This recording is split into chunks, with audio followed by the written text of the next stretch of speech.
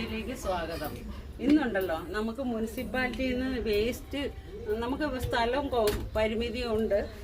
വേസ്റ്റൊക്കെ കമ്പോസ്റ്റ് ആക്കി നമ്മുടെ ചെടികൾക്കൊക്കെ തന്നെ കണ്ടോ, ഇതൊരു കൊക്കോയ. ഇത് കണക്ക് ചെടികൾക്കൊക്കെ തന്നെ ഇടാൻ വേണ്ടിയിട്ട് നമുക്ക് നമ്മുടെ വീട്ടിൽ തന്നെ നമ്മൾ വേസ്റ്റ് ശരിയാക്കുന്നില്ല. അതെ, ഇങ്ങനെ ആദ്യം ഈ വേസ്റ്റ് ഇങ്ങനെ ഇടുക, പച്ചക്കറിയുടെയും പിന്നെ ഇതെല്ലാം ഇങ്ങനെ ഇട്ടിട്ട് ഇതേ ഇപ്പം വേസ്റ്റ് ഇപ്പൊ ഈ വേസ്റ്റ് കണ്ടോ, ഇപ്പൊ ഇത് കമ്പോസ്റ്റ് ആയി കണ്ടോ, കണ്ടോ ഇത് കമ്പോസ്റ്റ് ആയത്. ഈ പാറ്റയുടെ കുഞ്ഞുങ്ങളൊക്കെ കയറിയിരിക്കുന്നത് കണ്ടോ.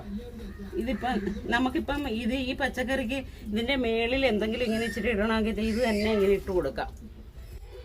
ഇത് ഇപ്പം കമ്പോസ്റ്റ് ആയിരിക്കുമല്ലേ കണ്ടോ, ഇങ്ങനെ ഇട്ട് കൊടുക്കാം.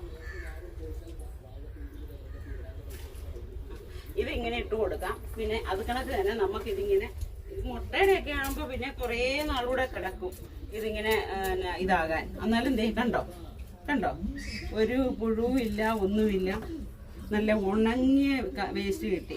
ഇപ്പൊ ഇത് നമുക്ക് നമ്മുടെ ചെടികൾക്കൊക്കെ ഇങ്ങനെ ഇടാം കണ്ടോ. ഇങ്ങനെ നമുക്ക് ചെടികൾക്കൊക്കെ കുറേശ്ശെ ഇങ്ങനെ ഇടാം.